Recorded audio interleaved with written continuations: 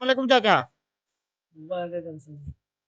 चाचा तव्हां ही नुक़्ता खपाईंदा आहियो ढॻियुनि जा त हींअर महांगाई उरूज ते आहे ऐं तव्हांजो गुज़ारो कीअं हली रहियो आहे? नथी पूरी थिए। अच्छा जी।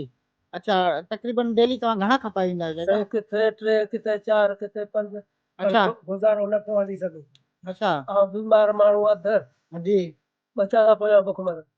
अफ़सोस असांजे वाघ भेणनि खे त हिननि मिसकिननि खे केरु बि सार नथो लहे। ही ॾिसो मिसकिन मज़दूर माण्हू आहे, ज़ईफ़ माण्हू आहे ऐं हिन जो गुज़ारो नथो हले।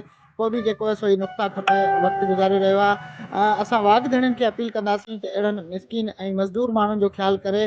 चाचा तव्हां जेको सो अटो वठंदा आहियो उहो त तमामु महांगो, पोइ कीअं तव्हांजो गुज़ारो हले? छा करूं जंहिं जाते 2 किलो हलंदो हुनजी जात किलो ॾेढ वञे थो। अच्छा ॿार छा खाइनि नंढड़ा नंढड़ा बच्चा।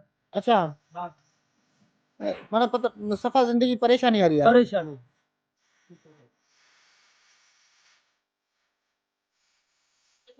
वालेकुम सलाम। अदा छा हाल आहे चांडिया साहब? चांडिया साहब इन महांगाई जे दौर में तव्हां ही कहिड़ी शइ ख़ैरात कयो पिया?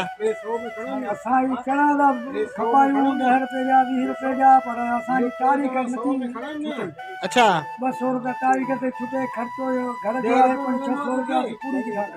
अच्छा गुज़ारो कीअं थो हले भला तव्हांजो? गुज़ारो तमामु तंगीअ सां थो हले। अच्छा अटो वटो वग़ैरह? अटो वग़ैरह माना जो मुर्गा ही कोन थो थिए, बचा वीचारा माना दुख खाते घर ते आहिनि। अच्छा अटो तमामु महांगो थी चुको आहे, तव्हां छा चवणु चाहींदो? अटो महांगे जी सूरत में त ही हाल थियो आहे असांजो। अच्छा सूरत नथी थिए। चणा डेली केतिरा खपाए वञे? चणा जहिड़ो के 6-7 सै जा खपायूं था, उन में 100-150 रुपया मसलो पए।